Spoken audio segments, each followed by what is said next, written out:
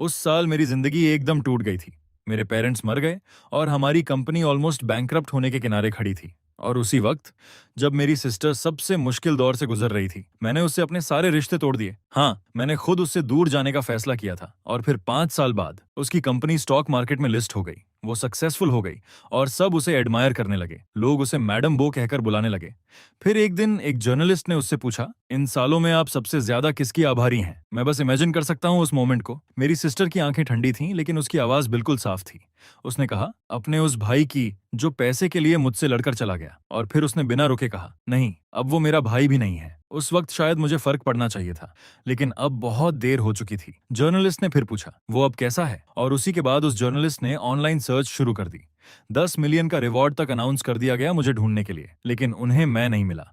उन्हें सिर्फ मेरी मौत से पहले लिखी गई मेरी डायरी मिली। जब वो डायरी मेरी सिस्टर को दी गई, वो वहीं खड़ी रह गई। उसके हाथ कांप रहे थे, लेकिन अगले ही पल उसने वो डायरी कूड़ेदान में फेंक दी और बोली, ये वियन की कोई चाल है या फिर प्रोग्राम के लिए जानबूझकर किया जा रहा है? जर्नलिस्ट ने सिर हिलाया। उसने धीरे से मेरी डायरी उठाई और कहा, यह सच में आपके भाई की मरने से पहले की डायरी है। और जहां तक बॉडी की बात है, उसे ऑनरेडी क्रिमेशन कर दिया गया क्योंकि उसे क्लेम करने वाला कोई नहीं था। इसलिए क्रिमेटोरियम ने प्रोसेस कर दिया। उसकी बात पूरी भी नहीं हुई थी कि मेरी सिस्टर गुस्से में खड़ी हो गई और बोली, मत सोचो कि मैं उसे माफ कर दूंगी इस तरह के चीप ट्रिक्स के लिए। जाओ और बोनियान से कहो कि अब मेरा एक नया भाई है। वो मेरे लिए कुछ भी नहीं है। अगर वो मर भी जाए तो मुझे फर्क नहीं पड़ेगा। जर्नलिस्ट उसे ऑकवर्ड होकर देखने लगा और बोला, तो इस डायरी का क्या करें? मेरी सिस्टर वानतांग हल्का सा हंसी और बोली, पढ़ो, मैं देखना चाहती हूँ उसने डायरी में क्या झूठ गढ़ा है। और फिर मेरी आवाज उस डायरी के जरिए सामने आई, हेलो, आज से प्लीज मेरा ख्याल रखना, अब शायद सिर्फ तुम ही मेरे साथ रहोगे। मैं खुद को याद करता हूँ, आज जब मैं घर से भाग रहा था अपने साथ वो सारे गिफ्ट्स लेकर जो मेरी फैमिली ने मुझे दिए थे, तब मेरी सिस्टर ने मुझे पकड़ लिया। सच कहूं तो मैं उससे मिलना नहीं चाहता था। मैं बस चुपचाप घर छोड़ना चाहता था, लेकिन वो बहुत परेशान करने वाली है। उसने मेरा हाथ पकड़ लिया और कहा कि मैं ना जाऊं। उसने कहा कि मैं उसका इकलौता फैमिली हूं। उस पल मेरा दिल थोड़ा कांपा था, लेकिन फिर भी मैंने सख्त चेहरा बनाकर उससे कहा, कंपनी बैंकरप्ट हो रही है, फिर भी तुम मुझे वो बाइक मॉडल दिला सकती हो जो मुझे पसंद है। तुम पैसे ऐसे उड़ा सकती हो, तुम मुझे मेंटेन कर सकती हो बिना इस टेंशन के कि हर दिन फाइन बचाना पड़े। लेकिन वो और भी बेचैन हो गई। उसने पूछा, मैं किसके साथ जा रहा हूँ? कहा कि मुझे बेवकूफ मत बनो। और ये भी कहा कि वो और मेहनत करेगी, बहुत सारा पैसा कमाएगी, मुझे पहले जैसा लाइफ देगी, जैसे मैं कोई यंग मास्टर हूँ। और फिर मैंने क्या कहा था, मुझे तो ठगा जाना ज्यादा पसंद है। तुम्हें क्या? अगर तुम्हारे पास मुझे मेंटेन करने की कैपेसिटी और पैसा होता तो मैं अभी भी तुम्हारा अच्छा भाई होता, घर वापस आ जाता। लेकिन तुम्हारे पास कब पैसा होगा? मेरी सिस्टर, जो इतनी प्रौड थी, मुझे रोकने के लिए घुटनों पर बैठ गई थी। सच में कितना पैथेटिक था ना। मैंने अपना चेहरा घुमा लिया और आंसू पोंछ लिए ताकि वो देख ना सके। फिर मैंने कहा, मेरे फ्यूचर में दखल मत दो। और उसी वक्त मैंने उससे सारे रिश्ते तोड़ दिए। लोग मुझे देखते रहे जब मैं अपना सामान घसीटते हुए दूर जा रहा था। सॉरी सिस्टर, तुम्हें बहुत दर्द हुआ होगा ना। डायरी का वो हिस्सा खत्म हुआ और उस रात जर्नलिस्ट ने गहरी सांस ली। अनएक्सपेक्टेडली सीईओ अपनी छोटी ब्रदर पर इतना डिपेंड करती थी, लेकिन कैमरा मेरी सिस्टर की तरफ गया। उसके चेहरे पर कोई इमोशन नहीं था, वो अब भी ठंडी थी। उसने बस हल्के से कहा, मुझे बहुत पछतावा है। पछतावा है कि मैंने उसके साथ इतना अच्छा व्यवहार किया, एक नालायक को पाल लिया। डायरी फिर शुरू हुई। मैं फिर आ गया हूँ। आज मैं एक और हॉस्पिटल गया टेस्ट कराने। सच कहूं तो मुझे उम्मीद थी कि पिछली डायग्नोसिस गलत हो, ताकि मैं वापस जाकर अपनी सिस्टर से कह सकूं, मुझे पछतावा है। बस अगर मैं उससे माफी मांग लूं, वो मुझे पहले की तरह माफ कर देगी। लेकिन इस जिंदगी में इतने मिरेकल्स कहाँ होते हैं? डॉक्टर ने मुझे सीरियस चेहरे से देखा और पूछा, तुम्हारे पेरेंट्स कहाँ हैं? फिर उसने कहा, प्राथमिक हेपेटोसेल्यूलर कार्सिनोमा ऑलरेडी टर्मिनल स्टेज में है, तुम्हें तुरंत हॉस्पिटलाइज होना पड़ेगा। मुझे उस बीमारी का पूरा मतलब समझ नहीं आया, लेकिन मौत का डर, उसने मुझे रुला दिया। मैं सिर्फ 18 साल का था। डॉक्टर ने मुझे सिंपैथी से देखा और एडमिशन का बिल दे दिया। मैं भागकर पेमेंट मशीन तक गया, लेकिन अमाउंट देखकर मैं चुपचाप हॉस्पिटल से निकल गया। छोड़ो, मैंने अपनी सिस्टर का मेन कार्ड लिंक किया हुआ है, उसमें थोड़ा पैसा बचा है। वैसे भी मैं मरने वाला हूँ, क्यों उसकी मेहनत की कमाई बर्बाद करूं? उसका पैसा बहुत मुश्किल से आता है, क्योंकि जब से वो कॉन्ट्रैक्टर भागा था जिसके साथ मेरे पेरेंट्स काम कर रहे थे, प्रोजेक्ट गिर गया था, फंडिंग चेन टूट गई थी और मेरे पेरेंट्स उस भारी प्रेशर के नीचे हर जगह भागते फिर रहे थे। मेरी यादों में वो दिन आज भी साफ है। एक सोशल इवेंट में जाते वक्त मेरे पेरेंट्स का कार एक्सीडेंट हो गया था और दोनों वहीं खत्म हो गए। और उसी पल से कंपनी के सारे बोझ मेरी सिस्टर के कंधों पर आ गए। मैंने अपनी आंखों से देखा था कैसे लोग कर्ज वसूलने आते थे, घर की हर कीमती चीज उठा ले जाते थे पैसे के लिए। और मेरी सिस्टर मुझे पढ़ाई के लिए विदेश भेजने के लिए लाखों का इंतजाम करने की कोशिश कर रही थी। वो लोगों के सामने घुटनों पर बैठ गई थी, अपना सिर जमीन पर मार रही थी। लेकिन आखिर में बैंक ने सारे एसेट्स ले लिए, कर्ज चुकाने के लिए वो हर जगह पैसे मांगने गई। इतनी शराब पी कि उसे स्टमक ब्लीडिंग हो गई और हॉस्पिटल में एडमिट होना पड़ा। लेकिन उसके पास ना इलाज के लिए पैसे थे, ना डॉक्टर को दिखाने का वक्त। जैसे ही थोड़ी ठीक हुई, वो फिर हॉस्पिटल से निकलकर काम ढूंढने लगी। लोगों के सामने हाथ जोड़कर, गिड़गिड़ाकर, जैसे खुद को छोटा बना रही हो। लोग कहते थे वो मजबूत है, उसे कुछ नहीं होगा। लेकिन सच में क्या तुम्हें नहीं लगता मेरी सिस्टर थोड़ी बेवकूफ है? मैं सच में उसका बोझ बांटना चाहता था। मैं उससे कहना चाहता था कि मुझे विदेश में पढ़ाई नहीं करनी। मैं अब पहले जैसा स्पॉइल्ड यंग मास्टर नहीं हूँ। मुझे कुछ भी नहीं चाहिए। मैं पार्ट टाइम काम करके उसे सपोर्ट कर सकता हूँ। लेकिन मैंने कभी नहीं सोचा था कि ऐसे क्रिटिकल टाइम में मुझे इतनी महंगी बीमारी हो जाएगी। डियर डायरी, क्या तुम्हें भी लगता है कि मैं बेकार हूँ? जर्नलिस्ट की आंखें भर आई थीं। उसने धीरे से कहा, शायद उस वक्त तुम्हारे भाई के जाने के पीछे कोई छुपी हुई वजह थी। इतनी कम उम्र में लिवर कैंसर सच में दुखद है। लेकिन मेरी सिस्टर जुआन एबो बस ठंडी हंसी हंस पड़ी और बोली, क्या शानदार विक्टिम बनने की एक्टिंग है?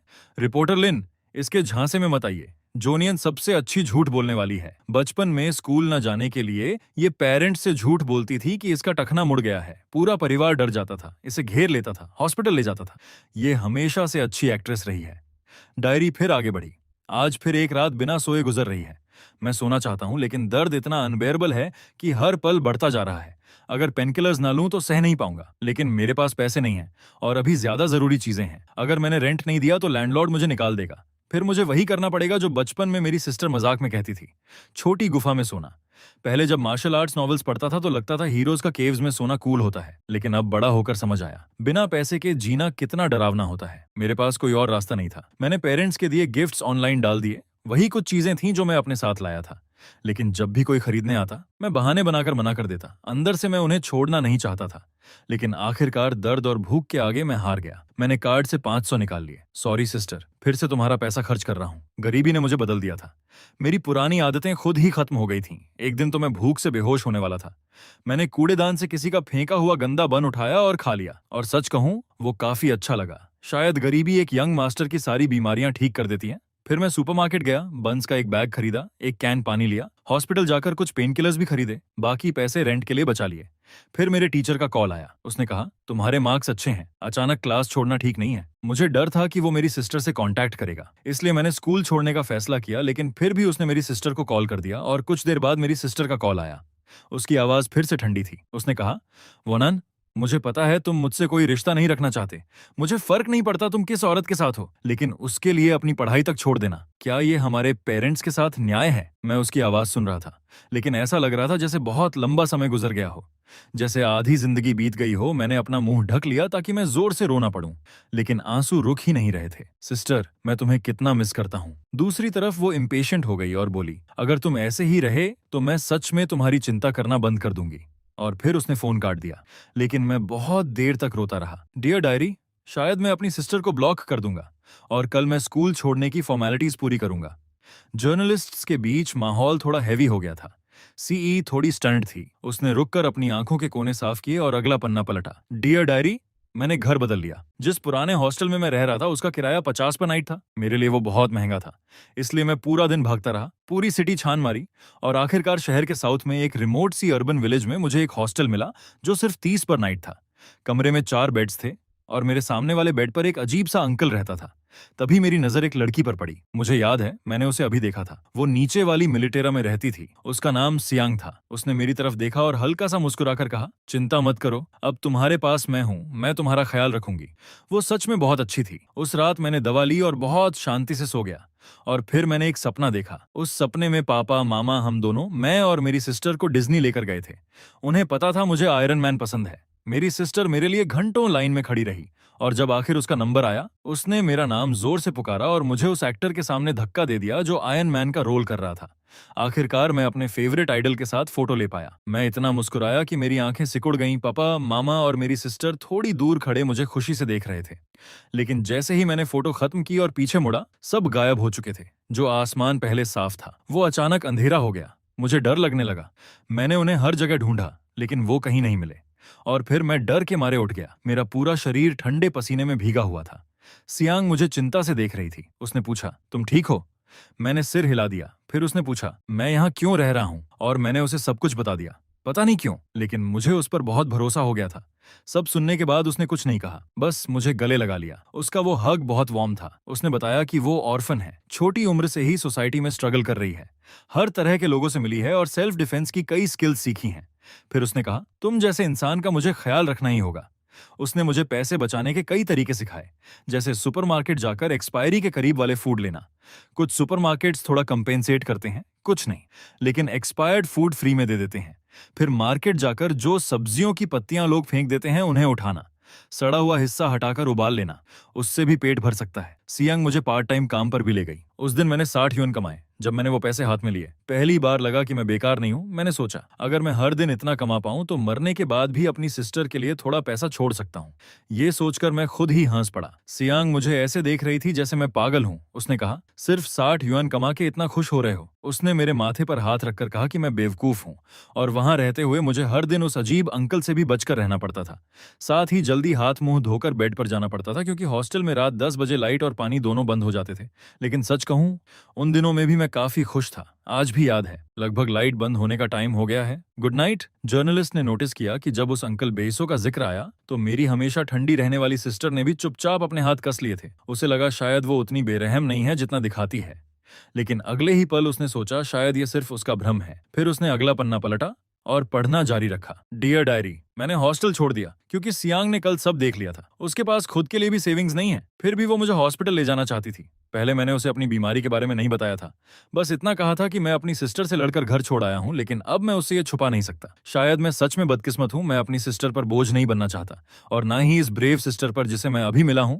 उसने कहा था कि वो पैसे कमा रही है ताकि फ्यूचर में अपना कार रिपेयर वर्कशॉप खोल सके, अपना घर बना सके। उसने मुझसे कहा, मैं तुम्हें मरने नहीं दूंगी यंग मैन।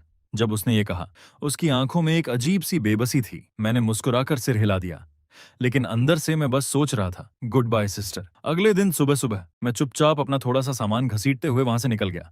अभी मैं स्क्वाट करके डायरी लिख रहा हूँ। मेरे पैरों में दर्द हो रहा है, थोड़ा रुककर आराम करता हूँ। हाँ, अब ठीक है। हाल ही में मेरी हालत और खराब हो गई है। मैंने खून उलटना शुरू कर दिया है। अभी भी खुद को रोक नहीं पाया, फिर से खून की उल्टी हो गई। आसपास के लोग मुझे ऐसे देख रहे थे जैसे कोई डरावनी चीज देख ली हो।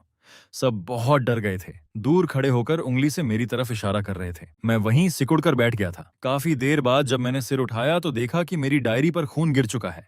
मैंने जल्दी जल्दी हाथ से उसे साफ करने की कोशिश की, लेकिन दाग और फैलता ही जा रहा था। सॉरी डायरी, मैंने तुम्हें भी गंदा कर दिया। मेरा इरादा नहीं था, बस दर्द इतना था कि कंट्रोल नहीं हो पाया। मैं जमीन पर बैठा खुद को संभाल ही रहा था कि एक पुरानी कपड़े पहनी हुई आंटी मेरे पास आई। उसने बिना मेरी मना करने की परवाह किए मेरे हाथ में कुछ पैसे रख दिए और तुरंत भाग गई। मैं चुपचाप उसके पीछे गया और देखा कि वो अपने डिसेबल्ड पति के साथ थी। उसके पति की गोद में एक छोटा बच्चा था। उसने अपने बाल ठीक किए और बच्चे के गाल पर किस किया, फिर वापस मेहनत से फल बेचने लगी। मैं वहीं खड़ा रहा बहुत देर तक, जब तक अंधेरा नहीं हो गया। ठंड से मेरा आधा शरीर सुन्न हो गया था, फिर भी बहुत सारे फल बचे हुए थे। आंटी ने हल्की सी आह भरी। उसके पति ने उसे कुछ कहकर दिलासा दिया। दोनों सामान समेटने लगे। उन्होंने बच्चे को पास की टोकरी में रख दिया। मैंने अपना कैप नीचे किया और जल्दी से पास गया, और जब वो ध्यान नहीं दे रही थी मैंने पैसे बच्चे के कपड़ों में रख दिए। काफी अच्छा एक्ट था। ऑलमोस्ट मैं खुद ही इमोशनल हो गया। लेकिन सच्चाई ये थी, मेरे पास खुद पैसे नहीं थे, इसलिए मैंने नॉवेल्स लिखना शुरू कर दिया पैसे कमाने के लिए। तभी अचानक रिपोर्ट के दौरान मेरी सिस्टर की आवाज आई, रिपोर्टर लिन, आगे पढ़ने की जरूरत नहीं है। मैं यहाँ बैठकर अपना समय बर्बाद कर रही हूँ।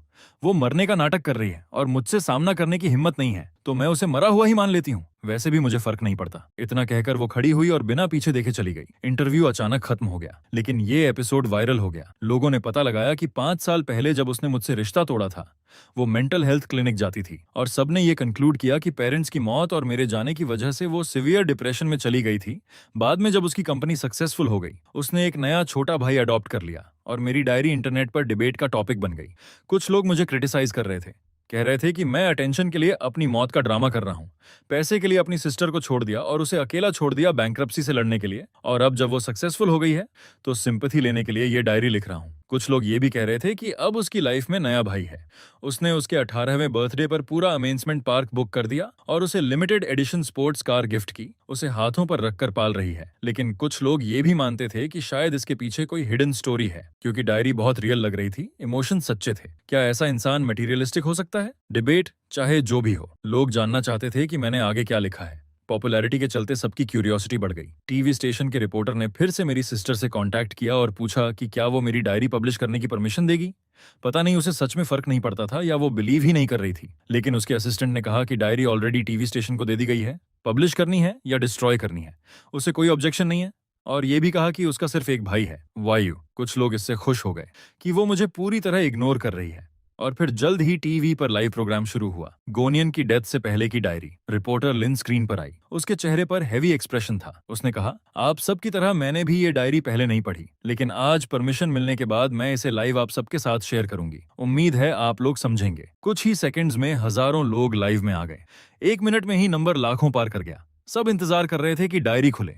उधर बो फैमिली में असिस्टेंट लिनी अपनी बॉस को कॉम्प्लेक्स एक्सप्रेशन के साथ देख रहा था। काफी देर हिचकिचाने के बाद उसने कहा, जेफ को प्रोग्राम शुरू होने वाला है। लेकिन मेरी सिस्टर ने आंख तक नहीं उठाई और बस कहा, मैंने कहा ना, मुझे उसके बारे में कुछ नहीं जानना। और फिर रिपोर्टर लिन ने गहरी सांस ली और डायरी खोल दी। डियर डायरी, आज मुझे एक छोटा सा पप्पी मिला। मैं उसे अपने पास नहीं रखना चाहता था, लेकिन वो अपनी घायल टांग घसीटते हुए मेरे पीछे पीछे आता रहा, कराहता हुआ, और मुझे लगा शायद मैं उसका ख्याल नहीं रख पाऊंगा। मैंने पहले तो आगे बढ़ने का फैसला किया, लेकिन 2 कदम चलने के बाद ही रुक गया और फिर पीछे मुड़कर उसे देख लिया।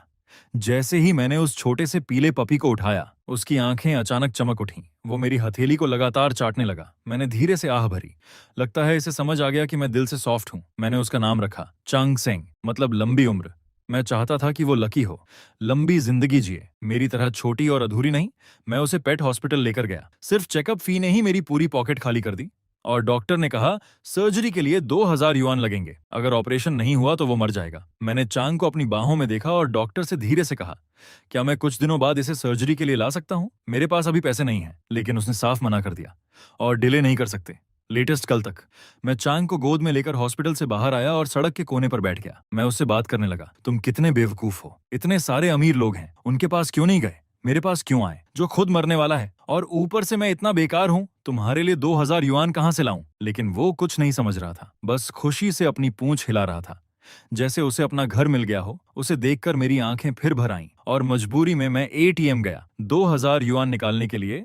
लास्ट टाइम सिस्टर, ये आखिरी बार है जब मैं तुम्हारा पैसा खर्च कर रहा हूँ। लेकिन मैंने कभी नहीं सोचा था कि उसने मेरी सेकेंडरी कार्ड ऑलरेडी कैंसिल कर दी होगी। मैंने खुद को समझाया, मैंने ही कहा था कि रिश्ता तोड़ दूंगा। उसे मुझे पैसे देने की कोई जरूरत नहीं है। मैं उसे कांटेक्ट नहीं करना चाहता था, लेकिन मेरे पास कोई ऑप्शन नहीं था चांग सेंग के लिए। मैंने उसे ब्लैकलिस्ट से निकाला और कॉल किया। फोन काफी देर तक बजता रहा। मुझे लगा वो उठाएगी ही नहीं, लेकिन आखिरकार उसने उठा लिया। उसकी आवाज ठंडी थी। तो तुम्हें पछतावा हो रहा है? तुमने मुझे ब्लॉक किया और अब खुद कॉल कर रहे हो? तुमने ही कहा था ना कि रिश्ता खत्म या फिर पैसे खत्म हो गए। उसकी हर बात ने मेरे शब्द गले में ही रोक दिए। मैं कॉल काट देना चाहता था, लेकिन मेरी बाहों में चांग सेंग मुझे याद दिला रहा था। मैंने बस धीरे से कहा, मुझे 2000 चाहिए। कुछ पल खामोशी रही, फिर उसने कहा, इतने समय बाद कॉल किया और ये तक नहीं पूछा कि मैं ठीक हूं या नहीं, खा रही हूं या नहीं, सो रही हूं या नहीं, बस पैसे चाहिए, है ना? मैंने अपने होंठ जोर से काट लिए। खून का स्वाद मेरे गले में भर गया, लेकिन मैंने उसे निगल लिया। उसने फिर कहा, तुम्हें पैसे चाहिए, ठीक है, मैं सब दे दूंगी। क्या अब तुम खुश हो? मुझे तुमसे कोई उम्मीद नहीं रखनी चाहिए थी वॉन्नी। तुम्हारे पास दिल ही नहीं है। आज से हमारा भाई बहन का रिश्ता खत्म। और उसने फोन काट दिया। मैं खुद को रोक नहीं पाया। मैं जमीन पर बैठ गया, चांग सेंग को कसकर पकड़ लिया और खून की उल्टी करने लगा। बहुत सारा खून, लेकिन अंधेरी जमीन पर वो दिख भी नहीं रहा था। चांग सेंग डर गया था। वो लगातार सिसक रहा था और मेरे गाल चाट रहा था। मैंने उसे धीरे से सहलाया। दर्द हो रहा है, लेकिन अब मैं सुन्न हो गया हूँ। शायद दिल का दर्द ज्यादा है। जब मैंने उसे एक्स्ट्रा पैसे वापस भेजने की कोशिश की तो पता चला मेरी सिस्टर ने मुझे ब्लॉक कर दिया है। मैं चांग सेंग को पकड़कर बहुत रोया। अब मुझे समझ आ गया था, वो सच में मुझे नहीं चाहती। पहले मैं चाहता था कि वो मुझे भूल जाए, मुझसे रिश्ता तोड़ दे, लेकिन अब जब उसने सच में ऐसा कर दिया तो ये दर्द सांस लेने नहीं दे रहा था। उधर लोग इस कहानी को सुन रहे थे। कुछ कह रहे थे, ये तो बहुत क्रूअल है, चाहे फेक ही क्यों ना हो। कहानी बहुत इमोशनल है। कुछ की आंखें भर आई थीं। जल्दी आगे पढ़ो, चांग सेंग का क्या हुआ? कुछ लोग अब भी कह रहे थे कि मैं सिंपैथी के लिए एक्ट कर रहा हूँ, लेकिन अब उनकी आवाज भीड़ में खो गई थी, क्योंकि अब ज्यादातर लोग सिर्फ चांग सेंग की सेफ्टी को लेकर वरीड थे।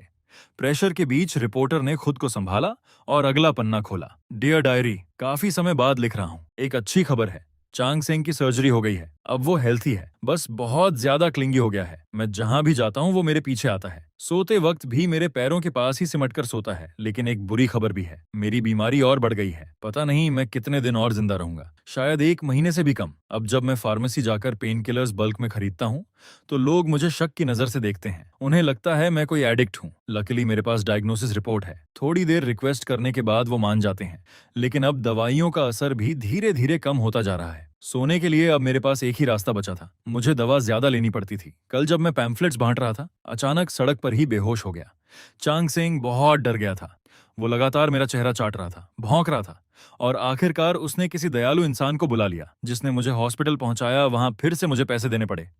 मैंने दर्द के साथ हिसाब लगाया। ना सिर्फ मुझे पार्ट टाइम का पैसा नहीं मिला, बल्कि ऊपर से काफी पैसे और चले गए। डॉक्टर ने साफ कहा, तुम्हें तुरंत हॉस्पिटल में एडमिट होना पड़ेगा और अपने फैमिली को इन्फॉर्म करना होगा। अगर तुम ऐसे ही रहे तो शायद जल्द ही। उसने बात पूरी नहीं की, लेकिन मैं समझ गया था वो क्या कहना चाहता है। मैंने कुछ टालने वाली बातें कहीं और हॉस्पिटल से भाग गया। मैं एडमिट नहीं होने वाला, वो बहुत महंगा है। हॉस्पिटल के बाहर ही मुझे चांग सेंग मिल गया। जैसे ही उसने मुझे देखा वो भागता हुआ मेरे पास आया। अब भी दर्द कम नहीं हो रहा था। मैं करवट बदलता रहता था लेकिन नींद नहीं आती थी। चांग सेंग मेरे दर्द को समझ रहा था। वो बेचैन था, कुछ कर नहीं सकता था, बस मुझसे चिपक कर मुझे बार बार चाट रहा था जैसे रो रहा हो। मैंने कमजोर हाथ से उसे सहलाया और कहा, सब ठीक है। लेकिन अगले ही पल मैं खुद को रोक नहीं पाया। मैं भागकर वॉशरूम गया और ऐसे उल्टी करने लगा जैसे अपने अंदर की हर चीज बाहर निकाल दूं। पता नहीं कितना समय बीत गया। मैं चक्कर आने तक उल्टी करता रहा। फिर चांग सेंग की हल्की हल्की चाट से मुझे थोड़ा होश आया। मैंने खुद को आईने में देखा। बाल झड़ चुके थे, चेहरा पीला पड़ गया था। जो गाल पहले गोल थे अब इतने पतले हो गए थे कि थोड़ी नुकीली लग रही थी। मेरी सिस्टर मजाक में कहती थी, ये बेबी फेस है, इसमें कोई डिस्ट्रक्टिव पावर नहीं है। लेकिन अब लग रहा था यही चेहरा हमेशा के लिए रुक जाएगा। हमेशा जवान रहना भी शायद अच्छा नहीं होता।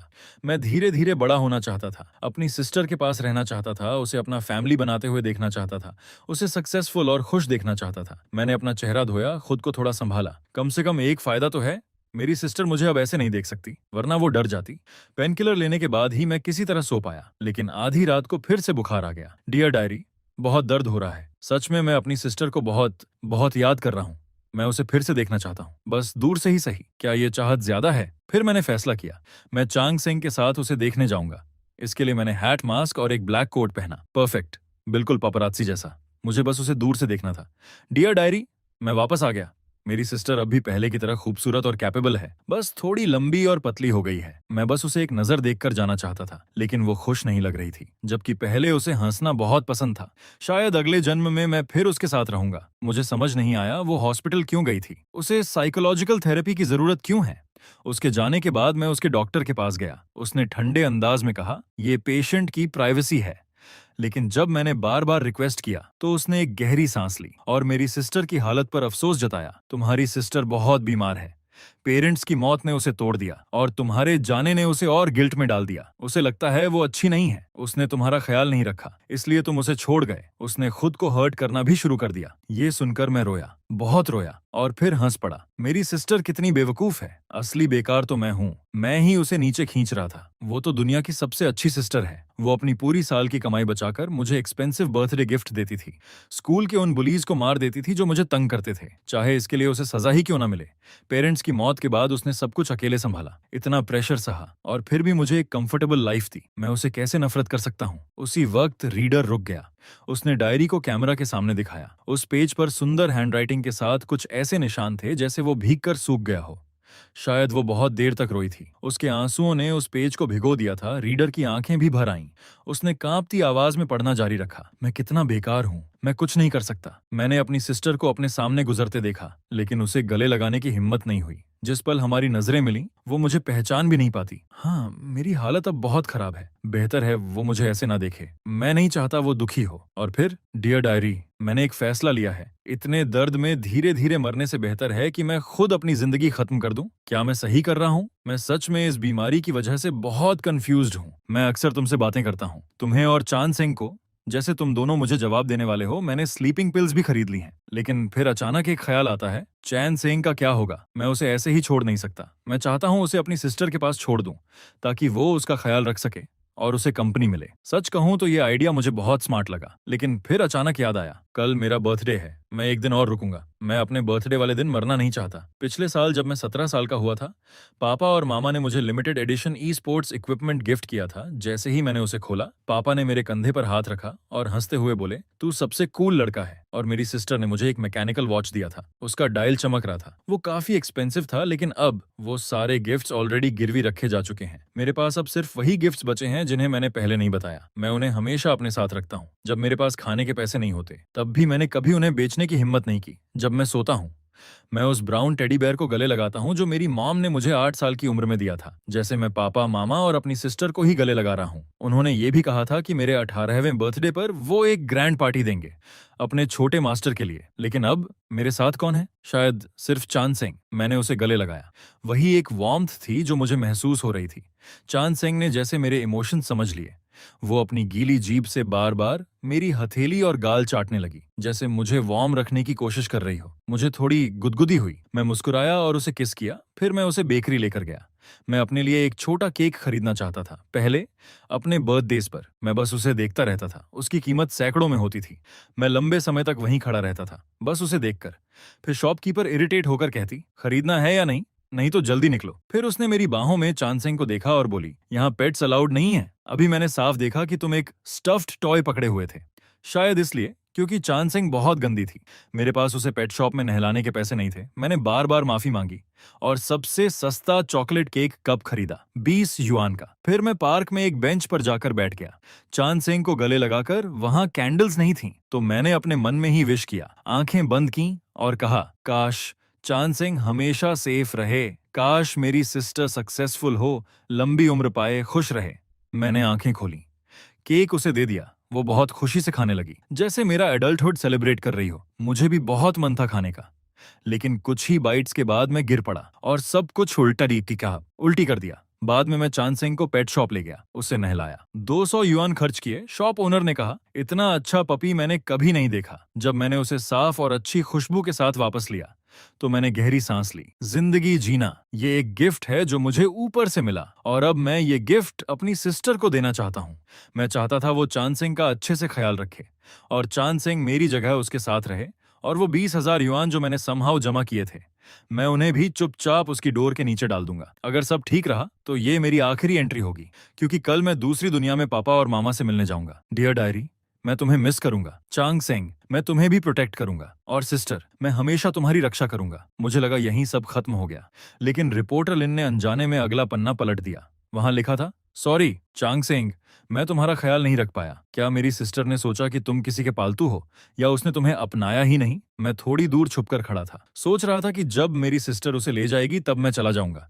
लेकिन चांद सिंह अचानक लीश से छूटकर मेरी तरफ भागी। हाँ, अगर मैं खुद उसे दे देता तो शायद ठीक होता। मैं बार बार उससे कह रहा था, मत जाओ, मुझे छोड़कर मत जाओ। लेकिन उसने मुश्किल से सिर उठाया, हल्का सा सिसकी, मेरे चेहरे को चाटा और अपनी आंखें बंद कर लीं। मैंने उसे कसकर गले लगाया और धीरे धीरे गाने लगा, अच्छा पपी, दरवाजा खोलो।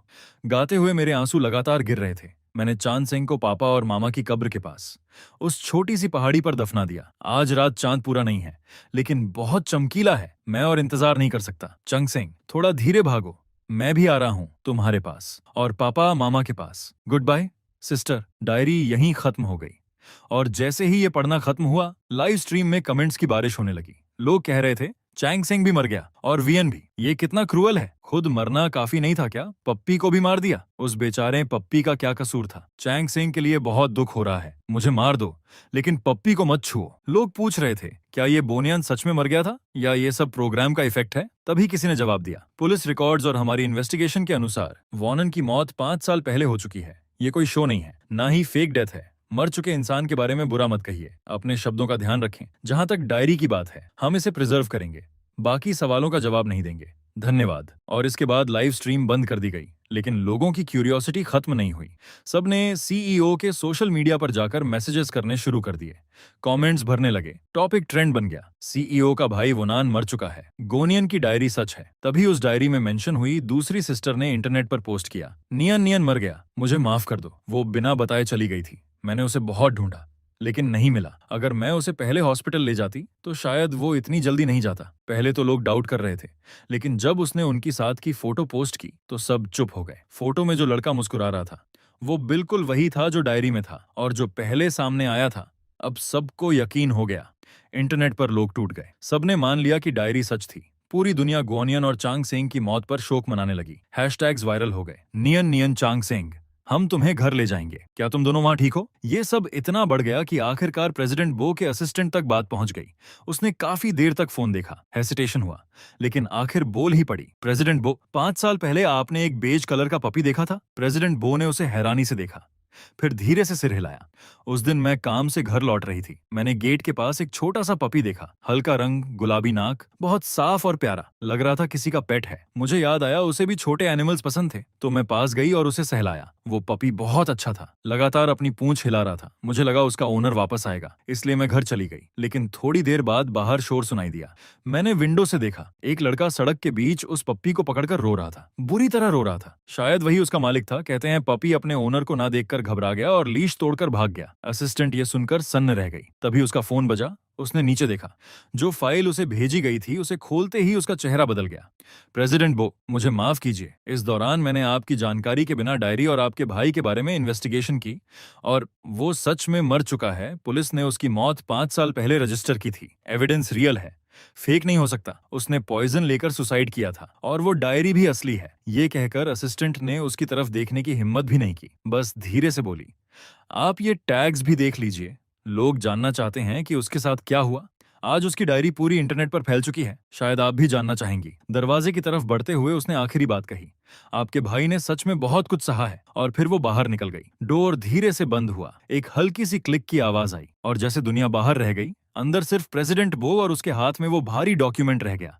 हवा जैसे रुक गई थी। जो ठंडापन और बेपरवाही वो अब तक दिखा रही थी, वो पल भर में टूट गई, जैसे फूला हुआ गुब्बारा फट जाए। उसके पास हिम्मत नहीं थी उस डॉक्यूमेंट को तुरंत खोलने की। वो बस अपनी ठंडी उंगलियों से उसके खुरदरे किनारों को छू रही थी। उसके दिमाग में वो इंटरव्यू बार बार घूम रहा था। रिपोर्टर का डायरी निकालना, वो अजीब सा दर्द जो उसे उस वक्त महसूस हुआ था, वो छोटे छोटे डाउट्स जिन्हें उसने दबा दिया था, और वो गिल्ट। मैं चाहता था उसे कंपनी मिले, चांग का ख्याल रखने वाला कोई हो। उस वक्त उसे ये सब गोनियन का झूठ लगा था, लेकिन अब वो सब जहरीली सुइयों की तरह उसके दिल में चुभ रहा था। और आखिरकार कांपते हुए उसने डॉक्यूमेंट खोला। पहली पेज पर पुलिस डेथ सर्टिफिकेट की कॉपी थी। काले सफेद अक्षरों में ठंडी सच्चाई, name onion, gender male, date of death 5 साल पहले की उस पतझड़ की रात, उसकी आखिरी बात के सिर्फ 3 महीने बाद। सिर्फ 3 महीने। कॉज ऑफ डेथ, लोकेशन चंग्याओ नदी के पास एक छोटी सी झाड़ियों में, वहीं जहां डायरी में लिखा था, उसके पेरेंट्स की राख के पास। वहां एक कमजोर बूढ़ा सा दिखने वाला लड़का मिला था, वही मैं था। उसका शरीर, क्योंकि उसे क्लेम करने वाला कोई नहीं था, हॉस्पिटल ने रूल्स के अनुसार उसका क्रिमेशन कर दिया। उसकी राख को अस्थायी तौर पर रख लिया गया था, आगे इको प्रोसेस के लिए। ये हर एक शब्द जैसे किसी कुंद चाकू की तरह उसके दिल को बार बार काट रहा था। किसी ने क्लेम नहीं किया। ये 4 शब्द जैसे एक जोरदार थप्पड़ बनकर उसके चेहरे पर पड़े।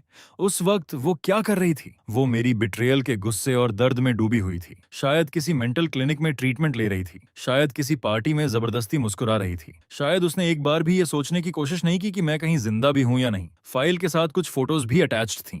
क्वालिटी बहुत साफ नहीं थी, लेकिन उस वक्त की हालत समझने के लिए काफी थी। एक दुबला पतला, लगभग पहचान से बाहर हो चुका लड़का पेड़ के सहारे चुपचाप बैठा था। उसने वही ब्लैक कोट पहना हुआ था जो डायरी में मेंशन था। हैट ने उसके चेहरे का ज्यादातर हिस्सा ढक रखा था। उसके पैरों के पास खाली दवाइयों के पैकेट्स और स्लीपिंग पिल्स के ब्लिस्टर पड़े थे, और उसकी बाहों में बस एक पुराना गंदा सा ब्राउन टेडी बियर था। वॉन्टंग ने उसे तुरंत पहचान लिया। वो वही गिफ्ट था जो मॉम ने मुझे 8 साल की उम्र में दिया था, जिसे मैंने हमेशा अपने पास रखा। एक और फोटो थी जहां डायरी मिली थी, ठीक उसके पास, प्लास्टिक बैग में केयरफुली लपेटी हुई, जैसे उसे नमी से बचाने की कोशिश की गई हो। आखिरी पल तक मैं बस उसी डायरी को प्रोटेक्ट कर रहा था, जिस पर मैं भरोसा कर सकता था। वॉटंग की सांसें तेज हो गईं। उसकी नजर धुंधली पड़ने लगी। उसने जल्दी से अपना मुंह ढक लिया, लेकिन उसके सीने से उठती हुई वो टूटी हुई आवाज रुक नहीं पाई।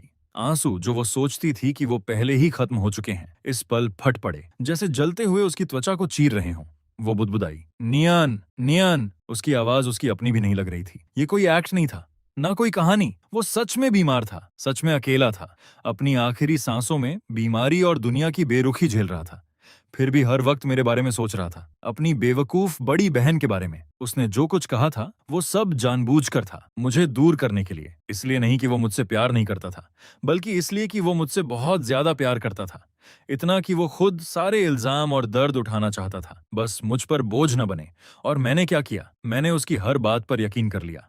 5 साल तक उससे नफरत करती रही, यहाँ तक कि उसकी मौत की खबर पर भी मैंने कहा, मर भी जाए तो मुझे फर्क नहीं पड़ेगा। मैंने एक नया छोटा भाई अडॉप्ट कर लिया उसकी जगह भरने के लिए। लेकिन मैंने कभी यह समझने की कोशिश ही नहीं की कि उस दिन उसने ऐसा फैसला क्यों लिया। एक भारी पछतावा और गिल्ट की लहर उसे डुबोने लगी। उसे मेरी आखिरी बातें याद आईं। मैं तुम्हें सब दे दूंगी, क्या अब तुम खुश हो? मुझे तुमसे कोई उम्मीद नहीं रखनी चाहिए थी, तुम्हारे पास दिल ही नहीं है। और फिर उसने कॉल काट दिया था, मुझे ब्लॉक कर दिया था। उस वक्त मुझे कितना दर्द हुआ होगा, कितना। उसे याद आया, मैं खून उलट रहा था, चांग सेंग को पकड़कर बुरी तरह रो रहा था। इतने सालों से दबा हुआ दर्द अब उसके गले से निकलकर चीख बन गया। वांटंग खुद को संभाल नहीं पाई, वो चेयर से फिसलकर नीचे कारपेट पर बैठ गई, एक खोई हुई बच्ची की तरह। अपने शरीर को समेटकर जोर जोर से रोने लगी। उस रोने में सिर्फ पछतावा नहीं था, बल्कि एक ऐसा दर्द था जिसे कभी ठीक नहीं किया जा सकता। वो जमीन पर हाथ मार रही थी, उसके नाखून महंगे कारपेट में धंसने वाले थे। मैं उसे बचा सकती थी, मैं उसे पहचान सकती थी। मैं उसे पहचान क्यों नहीं पाई? ये सवाल बार बार उसके दिमाग को खा रहा था। उसे वो दिन याद आया, फेयर में भीड़ के बाहर एक दुबला पतला इंसान, कैप और मास्क पहने हुए। वो मैं था, उसका नियन नियन। वो मुझे देख रही थी, लेकिन उसने ठंडेपन से नजर हटा ली। अगर उस वक्त वो रुक जाती, अगर वो पास आकर बस एक बार पूछ लेती। लेकिन जिंदगी में अगर नहीं होते। ऑफिस के बाहर लिन और बाकी सेक्रेटरीज अंदर से आती, उसकी टूटी हुई रोने की आवाज सुन रहे थे। सब एक दूसरे को देख रहे थे, उनकी आंखों में चिंता और सहानुभूति थी। लेकिन कोई अंदर जाने की हिम्मत नहीं कर रहा था, क्योंकि सब जानते थे उसे ये दर्द महसूस करना जरूरी है। उसे इस सच्चाई का सामना करना ही होगा। वो बानतांग को पता ही नहीं चला वो कितनी देर तक रोती रही, जब तक उसकी आवाज बैठ नहीं गई, जैसे उसके सारे आंसू खत्म हो चुके हों। बस शरीर में अनियंत्रित झटके रह गए थे। वो जमीन पर गिरी हुई थी, खाली आंखों से छत पर लगे उस महंगे शैंडलियर को देख रही थी। उसे लग रहा था जैसे पूरी दुनिया से रंग गायब हो गया हो। अगले दिन भी वो कंपनी नहीं गई, अर्जेंट काम लिनई ने संभाल लिए। शाम को वो चिंता के साथ विला पहुंची, स्पेयर की से दरवाजा खोला और एक तेज शराब की गंध उसके चेहरे से टकराई। लिविंग रूम पूरी तरह बिखरा हुआ था, खाली शराब की बॉटल्स हर जगह पड़ी थीं। वो बांटंग अभी भी कल वाला बिजनेस सूट पहने हुए थी, सोफा के कोने में सिकुड़ी हुई, बाल बिखरे हुए, आंखें सूजी हुई, चेहरे पर सूखे आंसुओं के निशान। लेकिन उसके हाथ में उस डायरी की फोटोकॉपी कसकर पकड़ी हुई थी। मैडम, वो। लिनी धीरे धीरे उसके पास आई। वंटंग ने धीरे से सिर उठाया, उसकी नजरें खाली थीं। कुछ देर बाद वो लिनी के चेहरे पर टिक गईं। लिनी? उसकी आवाज इतनी भारी थी कि सुनना मुश्किल था। वो मुझसे नफरत करता था, आखिर तक मुझसे नफरत करता रहा। लिनी के दिल में चुभन हुई। वो झुककर उसके हाथ से खाली वाइन बॉटल धीरे से ले ली और बोली, प्रेसिडेंट बो, डायरी के हिसाब से मिस्टर वियान ने कभी आपसे नफरत नहीं की। आखिरी तक वो बस यही चाहता था कि आप खुश रहें। वॉटंग हल्का सा हंसी, लेकिन वो हंसी टूटी हुई थी। खुश? मैंने उसे खो दिया, मुझे खुश रहने का क्या हक है? वो फिर से एक बॉटल उठाने लगी, लेकिन लिनी ने उसे रोक लिया। प्रेसिडेंट बो, आप ऐसे नहीं कर सकती। अगर मिस्टर वियन आपको इस हालत में देखेगा तो उसे भी शांति नहीं मिलेगी। वांतंग बुदबुदाई। शांति? उसकी आंखों से फिर आंसू बहने लगे। वो दर्द से कितना डरता था। जब वो अकेला गया होगा, उसे कितना डर लगा होगा। चांग भी उसके साथ नहीं था।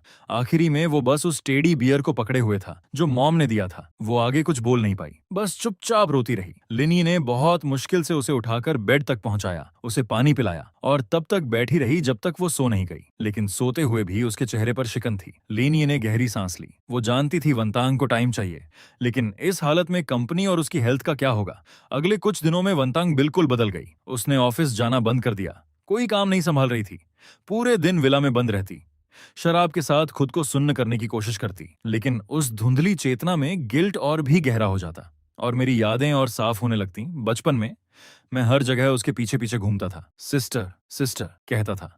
फिर वो रिबेलियस टीनेज फेज और आखिर में वो पतला सा लड़का जो रात में एक पपी की डेड बॉडी को पकड़कर रो रहा था। व्यू, उसका अडॉप्ट किया हुआ छोटा भाई, वीडियो कॉल पर दिखता। उसका चेहरा थोड़ा बहुत मेरे जैसा बनाया गया था, जैसे वो मुझे रिप्लेस करने की कोशिश कर रही थी। लेकिन वंटंग के अंदर अचानक एक अजीब सी घृणा और गिल्ट जाग उठी। मैं क्या कर रही हूँ? एक रिप्लेसमेंट ढूंढ रही हूँ। ये वायु के साथ भी अनफेयर था और मेरे लिए भी एक इंसल्ट। वो अचानक स्क्रीन के उस तरफ चिल्ला पड़ी, जिससे वायु डर गया। कुछ ही समय बाद उसने उसे एक अच्छे बोर्डिंग स्कूल में भेज दिया और एक बड़ा ट्रस्ट फंड देकर, ताकि वो पूरी जिंदगी बिना चिंता के जी सके। ईमेल में उसने सिर्फ एक लाइन लिखी, सॉरी मैं अच्छी सिस्टर नहीं हूँ, अपनी जिंदगी खुद जियो। उसने उस रिप्लेसमेंट से भी रिश्ता तोड़ दिया, जैसे इससे उसके दिल का बोझ थोड़ा कम हो जाएगा। लेकिन कंपनी की हालत गिरती चली गई। शेयर होल्डर्स कंप्लेन करने लगे, मीडिया खबरें चलाने लगा कि प्रेसिडेंट बो मेंटल ब्रेकडाउन से गुजर रही है। असिस्टेंट सब संभालने की कोशिश कर रही थी, लेकिन वानतांग को इस दर्द और गिल्ट से बाहर नहीं निकाल पा रही थी। और फिर एक रात सब कुछ बदल गया। वानतांग फिर से लिविंग रूम के कारपेट पर गिरी हुई थी, आधी नींद में आधी जागी हुई। उसे लगा जैसे उसने मुझे देखा। मैं उसके सामने खड़ा था, एक साफ व्हाइट शर्ट में, वैसे ही मुस्कुरा रहा था जैसे पहले मुस्कुराता था, गर्मजोशी से भरा हुआ। और मेरे पैरों के पास चांग सेंग अपनी पूंछ हिलाता हुआ खड़ा था। सिस्टर, मैंने धीरे से कहा, खुद को मत सताओ। वानतंग ने कांपते हुए हाथ बढ़ाया, लेकिन उसे कुछ महसूस नहीं हुआ। आंसू तुरंत उसकी आंखों में भर गए। सॉरी सॉरी, उसकी आवाज टूट रही थी। और तभी मेरी आवाज आई, तुम गलत हो, मैंने कभी तुम्हें दोष नहीं दिया। उस हेलुसिनेशन की मुस्कान अब भी उतनी ही गर्म थी जैसे पहले हुआ करती थी। मुझे बहुत खुशी है और मुझे तुम पर गर्व है कि तुम अब इतनी स्ट्रांग और अमेजिंग हो गई हो। सिस्टर, प्लीज मेरी तरफ से भी जीना, अच्छे से जीना, खुश रहना, ठीक है? यही मेरी सबसे बड़ी विश है। वानतंग खुद को रोक नहीं पाई। नियान नियान, उसकी आवाज टूट गई। मैं वादा करती हूँ सिस्टर, मैं वादा करती हूँ। तभी वो फिगर धीरे धीरे धुंधली होने लगी। उसकी आवाज भी दूर जाती जा रही थी। मैं वादा करती हूँ। वानटंग घबराकर चिल्लाई और झटके से उठ बैठी। लेकिन कमरा खाली था, सिर्फ खिड़की से आती चांदनी थी। वहां मेरा कोई निशान नहीं था। फिर भी वो सपना इतना रियल था। मेरी आवाज अब भी उसके कानों में गूंज रही थी। एक भारी उदासी फिर से उसे घेरने लगी, लेकिन इस बार उस उदासी के बीच कहीं एक हल्की सी लेकिन मजबूत सी ताकत भी थी। हाँ, नियन नियन, आखिर तक वो यही चाहता था कि मैं खुश रहूं। अगर वो मुझे ऐसे टूटते हुए देखेगा तो उसे कितना दुख होगा। वो अब और मुझे निराश नहीं कर सकती, ना ही मेरे सैक्रिफाइस को बेकार जाने दे सकती है। अगली सुबह जब लिन यी विला पहुंची तो वो चौंक गई। वनतंग पहले ही उठ चुकी थी, नहा चुकी थी, साफ कपड़े पहन चुकी थी। उसका चेहरा अब भी पीला और कमजोर था, लेकिन उसकी आंखों में अब वो बेबसी नहीं थी। वहां एक अजीब सी क्लैरिटी और कठोर डिटर्मिनेशन थी। उसकी आवाज अब भी भारी थी, लेकिन शांत। लिन, बेस्ट प्राइवेट डॉक्टर से कांटेक्ट करो, मुझे फुल बॉडी चेकअप कराना है, और बोर्ड ऑफ डायरेक्टर्स को इन्फॉर्म करो। आज आफ्टरनून वीडियो कॉन्फ्रेंस होगी। लिन ये हैरान रह गई। प्रेसिडेंट बो, आप? वानतंग ने उसे रोक दिया। खिड़की से आती धूप को देखते हुए बोली, मैं ठीक हूं, या यूं कहो, मुझे ठीक होना ही होगा, नियन नियन के लिए। और फिर उसने खुद को दोबारा खड़ा करना शुरू किया, एक अजीब सी स्टबर्न स्ट्रेंथ के साथ। उसने ट्रीटमेंट लेना शुरू किया, शराब छोड़ दी, खुद को जबरदस्ती खाना और सोना सिखाया, अपनी लाइफ को फिर से नॉर्मल रूटीन में ढाला। वो वापस कंपनी गई, पहले से भी ज्यादा स्ट्रिक्ट और एफिशिएंट होकर काम संभालने लगी। उसने गिरती हुई हालत को जल्दी स्टेबलाइज कर दिया। लेकिन जो लोग उसे पहले से जानते थे, उन्हें महसूस हुआ कि वो वॉर्मथ जो कभी उसके अंदर थी, अब गायब हो चुकी है। अब वो एक मशीन जैसी हो गई थी, कोल्ड, प्रिसिज, अनस्टॉपेबल, जैसे वो अपने अंदर के खालीपन को सिर्फ काम से भरने की कोशिश कर रही हो। लेकिन काम के बाहर उसने एक और चीज शुरू की, एक साइलेंट सर्च। वो मेरी जिंदगी के हर निशान को ढूंढना चाहती थी, उन आखिरी महीनों के हर पल को समझना चाहती थी। जब वो मेरे साथ नहीं थी, सबसे पहले उसने सियांग को ढूंढा, वही लड़की जिसने ऑनलाइन पोस्ट किया था। एक शांत कैफे में दोनों मिले।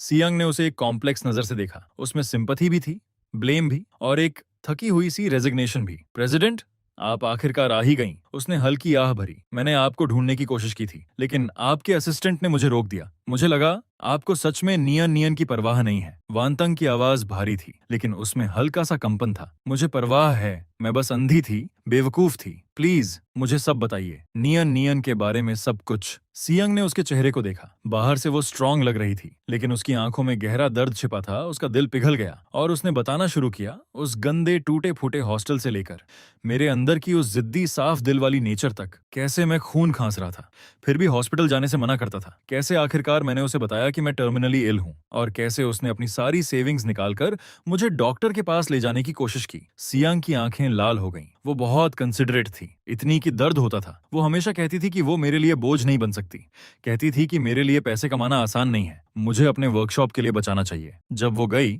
तो बस कुछ कपड़े और वो पुराना टेडी बेयर लेकर गई। मैंने उसे बहुत ढूंढा, हर जगह, हॉस्पिटल, पार्क, पुल के नीचे, लेकिन ये शहर बहुत बड़ा है, मैं उसे नहीं ढूंढ पाई।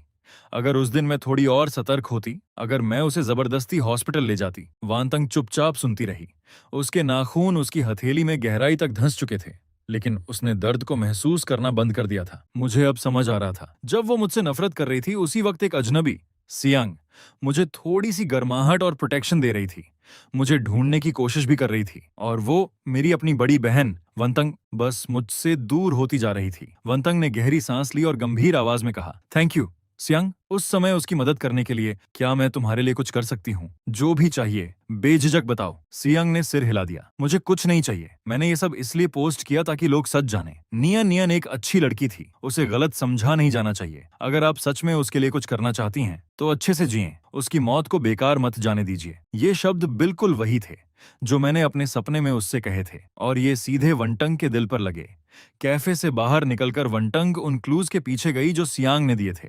वो उस स्लम एरिया में पहुंची, लेकिन अब वहां कुछ भी वैसा नहीं था। सब डिमोलिश हो चुका था, नए मॉल्स बन चुके थे। वो उस भीड़-भाड़ वाले इंटरसेक्शन पर खड़ी रही और इमेजिन करने लगी कि मैं यहाँ कैसे जिंदा रहा, कैसे उस लापरवाही भरी जिंदगी से बचता रहा, कैसे कुछ पैसों के लिए खुश हो जाता था। उसके सीने में दर्द उठा। फिर वो उन जगहों पर गई जो डायरी में लिखी थीं, सुपरमार्केट, वेजिटेबल मार्केट, यहाँ तक कि वो वेटेरिनरी क्लिनिक भी पहुंची। वहां का मैनेजर अब भी वही था। वंटंग ने अपनी फोन से मेरी 17 साल की एक फोटो दिखाई जिसमें मैं बेफिक्र हंस रहा था। मैनेजर ने काफी देर तक देखा, फिर सिर हिला दिया। हर दिन इतने पेट्स आते हैं, याद नहीं? वंतंग ने हार नहीं मानी।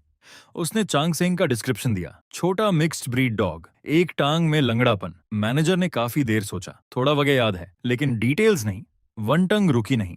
उसने अपने कॉन्टैक्ट्स इस्तेमाल किए और उस पुलिस ऑफिसर को ढूंढ निकाला जिसने मेरे केस की इन्वेस्टिगेशन की थी।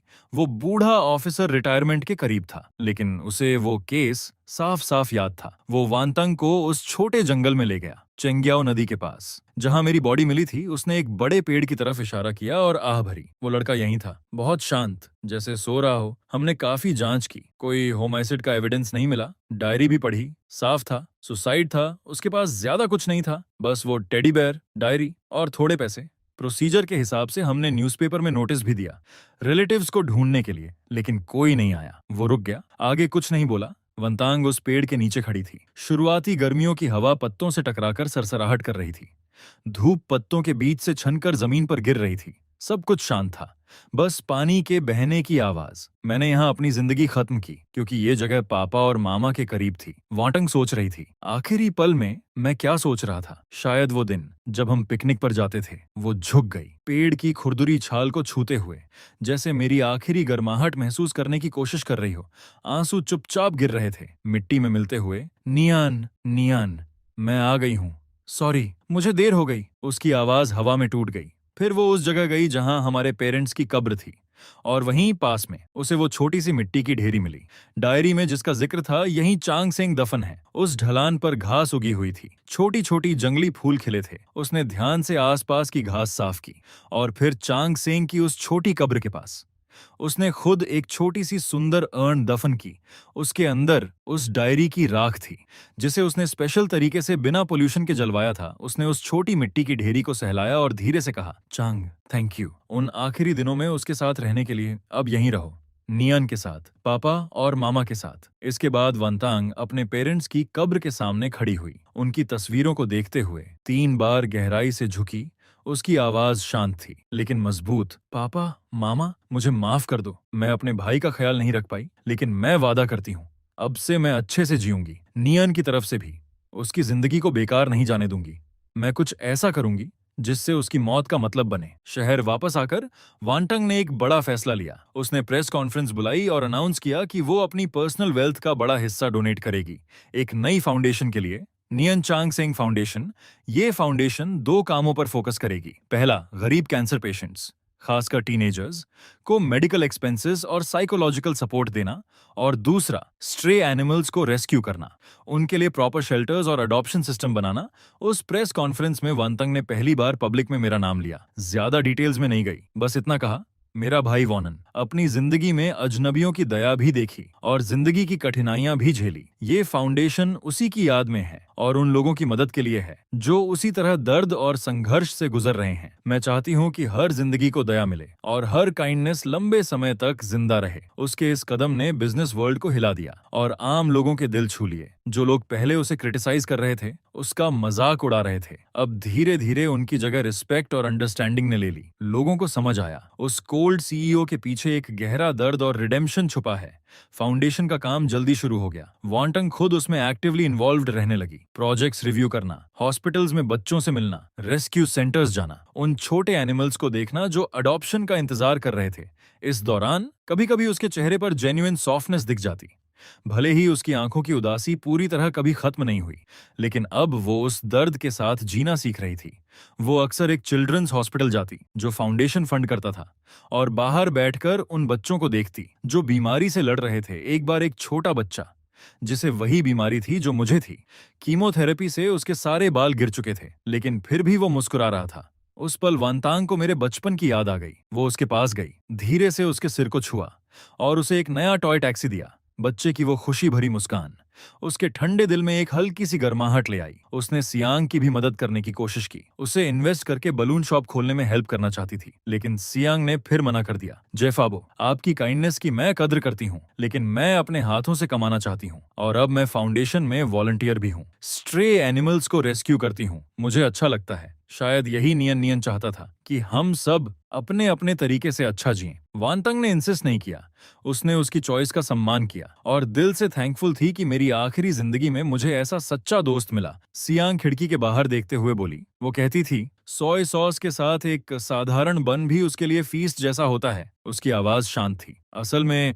मुझे पता था वो बहुत भूखी होती थी, उसके पास कोई ऑप्शन नहीं था, लेकिन जब भी वो ये कहती थी उसकी आंखें चमकती थीं, जैसे वो सच में कोई लग्जरी खा रही हो। वंटंग चुपचाप सुन रही थी। उसने अपने नाखून हथेली में गड़ा लिए ताकि वो रो न पड़े। ये छोटे छोटे डिटेल्स डायरी के शब्दों से भी ज्यादा दर्दनाक थे, जैसे कोई बार बार दिल को काट रहा हो। अब वो सब समझ चुकी थी। कैसे सर्दियों में मैं ठंडे पानी के साथ सूखे बंस खाता था, कैसे दर्द में बिस्तर के पास कांपता था लेकिन कभी शिकायत नहीं करता था, और कैसे चांगसेंग अपने गीले जीभ से मेरे आंसू चाटकर मुझे संभालता था। वंटंग ने उस जगह का एड्रेस भी लिया जहां मैं पहले रहता था। वो स्लम अब खत्म हो चुका था, उसकी जगह बड़े बड़े बिल्डिंग्स बन गए थे। फिर भी वो अक्सर वहां ड्राइव करके जाती, सड़क के किनारे गाड़ी खड़ी करती, कुछ नहीं करती, बस उन बिल्डिंग्स को देखती रहती। इमेजिन करती कि मैं कैसे वहां अपनी बीमारी के साथ हर दिन स्ट्रगल करता था। कंपनी के काम वो अब भी अच्छे से संभाल रही थी, लेकिन पहले जैसी जान लगाकर मेहनत करने वाली एनर्जी अब उसके अंदर नहीं रही थी। अब वो पहले जैसी नहीं रही थी। बाहर के लोग कहते थे कि भाई की घटना के बाद वेंटांग बदल गई है, उसने सब पावर डिस्ट्रीब्यूट कर दिया, अब हर चीज खुद कंट्रोल करने की कोशिश नहीं करती जैसे पहले करती थी। लोग कहते थे बॉस अब समझदार हो गई है, अब वो पूरी तरह चैरिटी में लगी है। लेकिन सिर्फ उसकी असिस्टेंट लिनी जानती थी कि वांतांग के दिल में अब भी सुकून नहीं है। उसके स्टडी रूम में उस डायरी की फोटोकॉपी रखी थी जिसके किनारे घिस चुके थे, और उसके पास ही एक ढेर था liver cancer treatments, palliative care, psychological intervention के डॉक्यूमेंट्स का, जैसे वो कोई लंबी रिसर्च कर रही हो। सब्जेक्ट था उसका अपना भाई और पर्पस। शायद अपने दिमाग में उस पास्ट को बार बार बदलने की कोशिश, जिसे बदला नहीं जा सकता। समय तेजी से गुजर गया, और देखते ही देखते 3 साल बीत गए उस लाइव ब्रॉडकास्ट को जिसने पूरे देश को हिला दिया था। नियन चांग सेंग फाउंडेशन ने हजारों फैमिलीज की मदद की।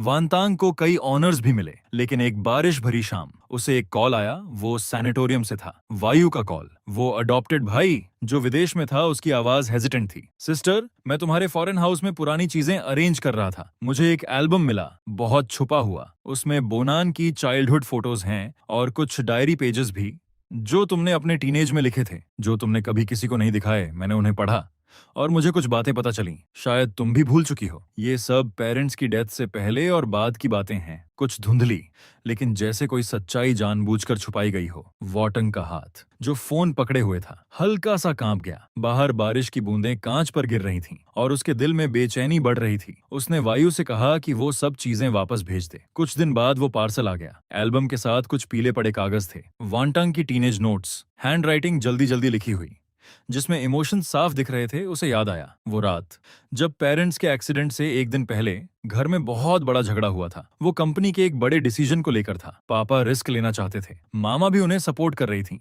लेकिन उस समय की वंटंग ने जोरदार विरोध किया था। उसने गुस्से में कहा था, अगर आप ऐसा करेंगे तो हम सब बर्बाद हो जाएंगे। उस डायरी में उसने पेरेंट्स की जिद के लिए रिसेंटमेंट लिखा था और फ्यूचर के लिए डर भी। और आखिरी लाइन थी, अगर कभी ये फैमिली टूट गई तो इसकी वजह वही होंगे। ये शब्द जो समय के साथ दब गए थे। अचानक एक जंग लगी चाबी की तरह उसकी यादों का बंद दरवाजा खोल गए। वनटंग कुर्सी पर गिर गई, उसका शरीर ठंडे पसीने में भीग गया और तब उसे सब याद आ गया। जिस दिन पेरेंट्स का एक्सीडेंट हुआ था वो उसी झगड़े की वजह से हुआ था और वो उन्हें विदा करने भी नहीं गई थी इतने सालों तक।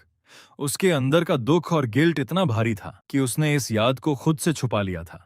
उसे बस इतना याद था कि पेरेंट्स उससे कितना प्यार करते थे और वो कितनी हेल्पलेस थी। लेकिन अब उसे समझ आया, जब नियन अपनी बीमारी का दर्द झेल रहा था, मैं भी अपने अंदर एक और गिल्ट लेकर जी रही थी, पेरेंट्स की मौत का। वो हमेशा सोचती थी कि नियन का जाना उसकी अपनी नाकामी की सजा है, लेकिन अब उसे लगा शायद ये उस दिन बोले गए कठोर शब्दों का भी परिणाम था, एक तरह का पनिशमेंट। ये लेयर्ड गिल्ट उसे पूरी तरह कुचल रहा था। वो 2 दिन तक खुद को स्टडी में बंद करके बैठी रही और जब बाहर आई तो उसने लिनी से कहा, मैं नियन और चांद सेंग और पापा मामा की कब्र पर जाऊंगी, सेमेट्री में, जहां अब मेरी और चांग सेंग की कब्र पेरेंट्स के पास ही थी, जो वांतंग ने बाद में अरेंज किया था। फोटो में मैं अब भी मुस्कुरा रहा था और चांग सेंग मेरे पैरों के पास बैठा था। वांतंग एक ब्लैक कोट में हल्की बारिश में बिना छतरी के खड़ी थी। काफी देर तक वो उस फोटो को देखती रही, फिर धीरे धीरे घुटनों पर बैठ गई। वो रो नहीं रही थी, बस अपने हाथों से फोटो पर जमी पानी की बूंदें साफ कर रही थी। नियन, लगता है अब तुम्हारी सिस्टर कुछ समझने लगी है। मैं हमेशा सोचती थी कि मैं काफी नहीं थी, इसलिए मैंने तुम्हें खो दिया। अब जब मैं पीछे मुड़कर सोचती हूँ तो लगता है शायद बहुत पहले से ही हमारी फैमिली का फेट एक मुश्किल रास्ते की तरफ धकेला जा चुका था। पापा को रिस्क लेना ही था, मामा ने उनका साथ दिया और मैं उस वक्त बहुत जिद्दी थी। और फिर तुम्हारी वो बदकिस्मत बीमारी, ये सब चीजें मिलकर ही शायद आगे जो हुआ उसका कारण बनी। तुम्हारी सिस्टर गलत थी, उस समय कम उम्र में बेवकूफी भरी बातें कह दी, बाद के सालों में भी गलत रही, बस खुद को प्रूव करने में लगी रही और ये समझ ही नहीं पाई कि तुम सब फेक कर रहे थे। और जब सच्चाई पता चली तब भी सिर्फ खुद को सजा देना ही सीखा, लगभग तुम्हारी आखिरी इच्छा भी भूल गई। उसने धीरे से कहा, तुम चाहते थे कि मैं हमेशा खुश रहूं। पहले मुझे लगता था ये नामुमकिन है, तुम्हारे बिना मैं खुश कैसे रह सकती हूँ। वो कुछ पल के लिए रुक गई। बारिश उसके बालों से होकर बह रही थी, आंसुओं के साथ मिलकर, लेकिन इस बार उसने खुद को रोका नहीं। लेकिन अब मैं कोशिश करूंगी, सच में कोशिश करूंगी। उसकी आवाज धीमी थी लेकिन मजबूत।